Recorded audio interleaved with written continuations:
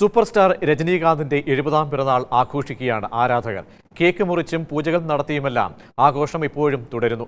താരം രാഷ്ട്രീയ പാർട്ടി രൂപീകരിക്കുന്നു എന്ന പ്രത്യേകത കൂടിയുണ്ട് ഇത്തവണത്തെ പിറന്നാൾ ആഘോഷങ്ങൾക്ക്.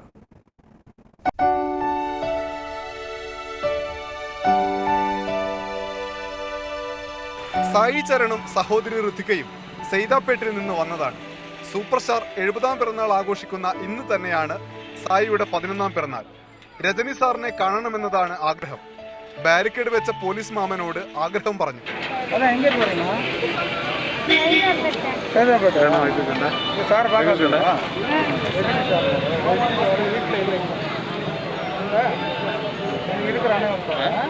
രജനി സാർ അകത്തില്ല എന്ന് മറുപടി.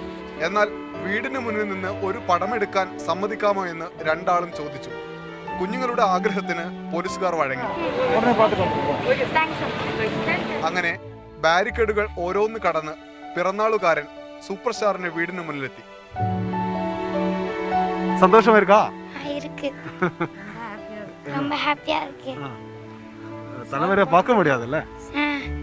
ഇവരെ പോലെ 100 കണക്കിന് പേരാണ് ചെന്നൈ പോയസ് ഗാർഡനിലുള്ള രജനീകാന്തിന്റെ വീടിന് സമീപത്തേക്ക് രാവിലെ മുതൽ എത്തിയത്. പോയസ് ഗാർഡനിലെ രജനിയുടെ വീട്ടിന് മുന്നിൽ നിന്ന് നല്ല മുരുകനൊപ്പം അനൂപ് ദാസ്, മാതൃഭൂമി ന്യൂസ്.